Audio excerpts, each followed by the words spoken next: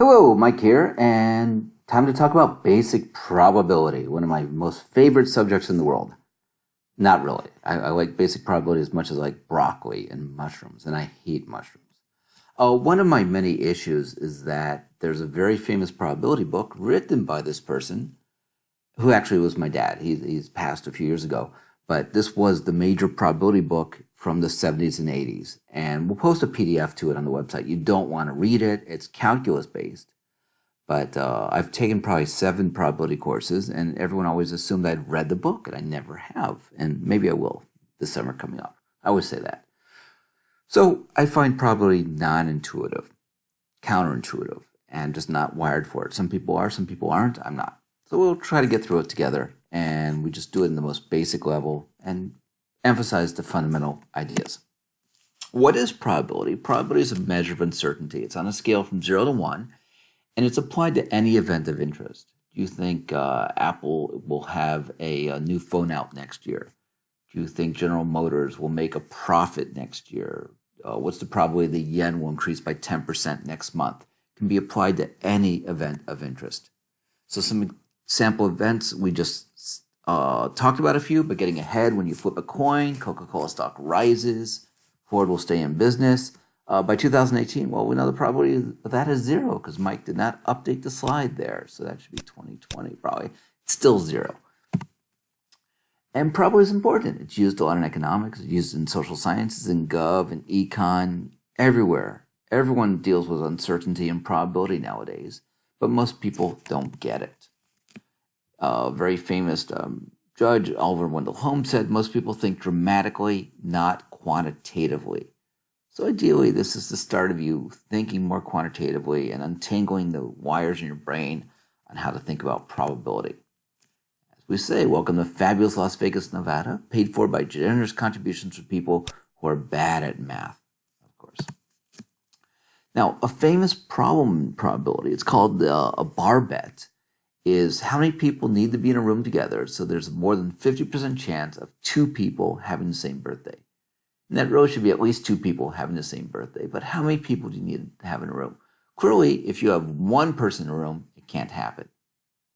If you have 2 people in a room, it's going to be 1 over 365. Because what's the probability I have the same birthday as someone else? That's 1 over 365.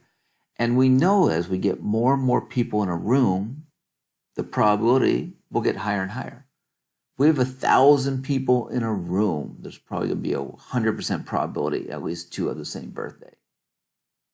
And so what's the answer here? The answer is really bizarre. It's 23%. It's 23 people. At 23 people, the probability is just over 50%, at least 2 people have the same birthday. We're not saying that if you walk in a room of 23 people, there's a 50% chance that someone has the same birthday as you. That's a different problem. We're not pre-specifying the birthday. We're just saying if you walk into a room of 23 people, what's the probability that at least 2 have the same birthday, no matter what it is over 50%. It's a very, very bizarre idea. So if you actually go to my dad's book, you look at the PDF, you can Google it. Around here, it's about 0.51, and eventually gets 0.999 or so, and eventually gets 100%. It's just absolutely freaky. And to show you this in real life, here's the 40 Oscar-winning Best Actress birthdays. You could think of this as sort of a random sample of women. And look, there's a match there, and there happens to be a match there. There's actually 2 matches. We do it for men, and you can see that there's a couple matches. There's December 31st, there's an August 17th match, April 14th match. And there's actually books out there that's saying coincidences happen more than you think. We think they're unusual. Oh, it's unusual 2 Oscar winners have the same birthday. Actually, it's not. There's several pairs of birthdays here. So coincidences happen more than you think they do. Let's go back to probability theory now. So what do we do with probability theory? At the very basic level, we deal with what are called random experiments. That is, an experiment has different outcomes, and the outcomes occur with different probabilities. The outcomes have to be defined explicitly, and they must be exhaustive and mutually exclusive. So we have to describe every outcome possible for our random experiment, and no 2 outcomes can occur at the same time. That's what mutually exclusive means. No 2 outcomes can occur at the same time. We call the list of outcomes a sample space, And we might list them out. We might say O1, O2, up to OK, K different outcomes here. When you roll a 6-sided dice, the basic outcomes will be getting a 1, 2, 3, 4, 5, 6. We talk about discrete sample spaces right now. They can be infinite. That's many, many, many different possible values, but we don't deal with that now. We'll deal with that in a few classes from now. So two events are mutually exclusive. If when one event occurs, the other cannot occur. They can't occur at the same time. So if you talk about tossing a 6-sided dice, and A is observe an odd number, B is observe a number greater than 2, they're not mutually exclusive. Like the number 5, for example, it's odd and it's greater than 2. It could happen at the same time. Event C and D, observe a 6, observe a 3, they're mutually exclusive. They cannot happen at the same time.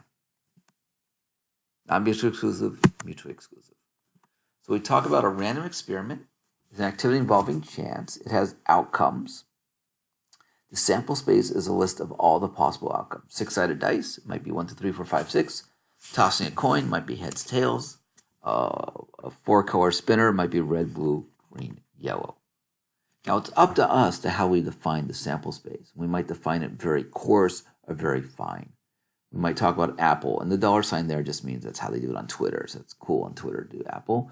You could define the events up, not up, unchanged, down, up more than 2%, up less than 2%, unchanged. You see where we're going. You can define sample spaces as coarse, as rough as you want, or as fine as you want. It's up to you as the user of probability how you want to define the sample space.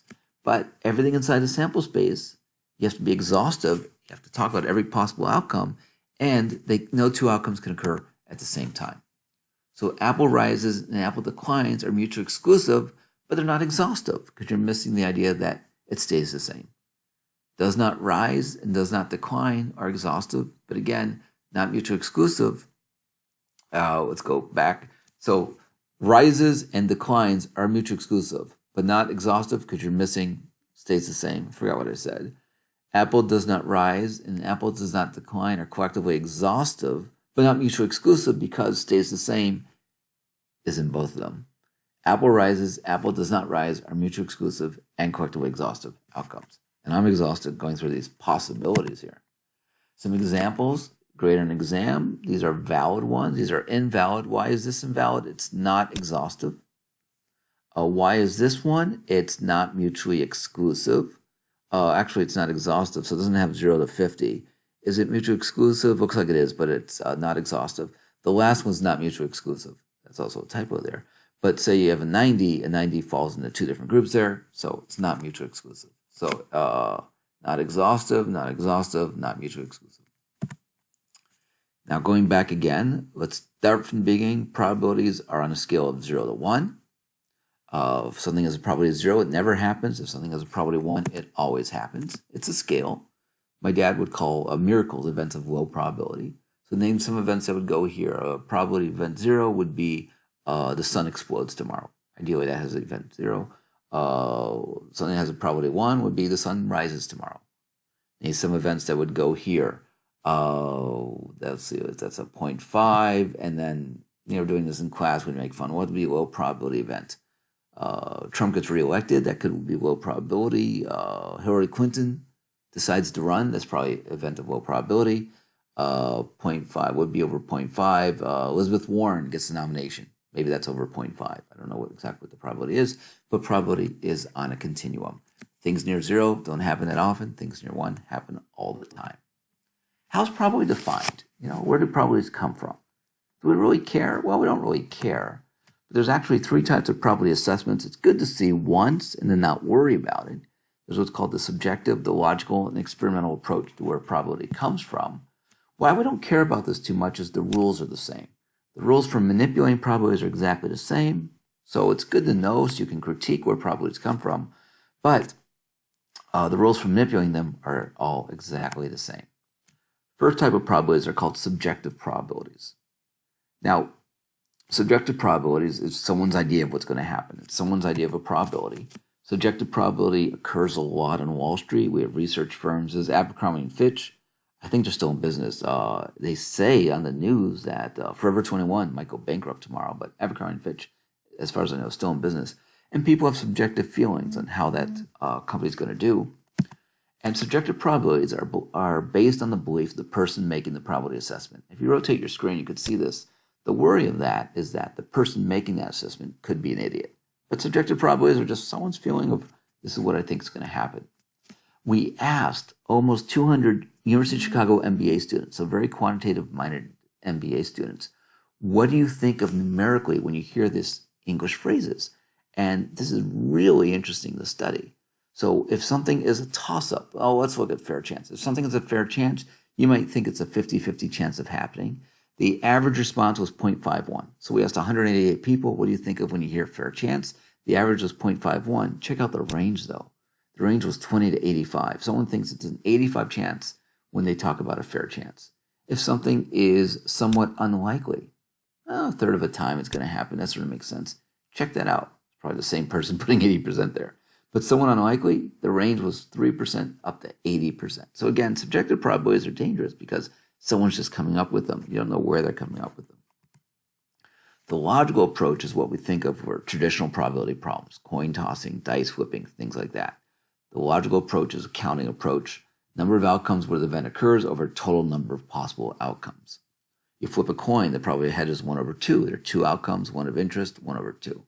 When you have a 6-sided dice, the probability of rolling a die, rolling a 5 is 1 over 6. One way to roll a 5, 6 possible outcomes. Probability of throwing a 5 with a pair of dice. Well, there's 36 different possible outcomes. How many ways can you get a sum of a 5? 1, 2, 3, 4. Maybe 4 out of 36. It's a counting approach. The problem with the logical approach is it doesn't extend itself well to real-world problems that don't involve dice or coin flipping. The experimental approach says, well, how do we determine the probability that a person lives past the age of 85? Let's see how many did. Let's count it up. So we either simulate or we look at data. It's the relative frequency of an event. That is, in a very large number of trials, how often does the event happen? The problem with the caveat on relative frequency is you want to make sure you're looking at enough data. You can't say 2 people got sick this year who were very old, so everyone old this year is going to get sick. It's not based on enough trials. So there's 3 ways of where probabilities come from: subjective, logical, and relative frequency. Doesn't matter, though. The rules we're going to learn for manipulating probabilities are exactly the same, no matter where they came from. So as a critique, as a user of statistics, applied statistics, someone gives you probabilities, it's a very legal question to say, where did these probabilities come from? Are they subjective? Are they derived from historical data or simulated? Where do they come from? So you know how much to trust the probabilities you have.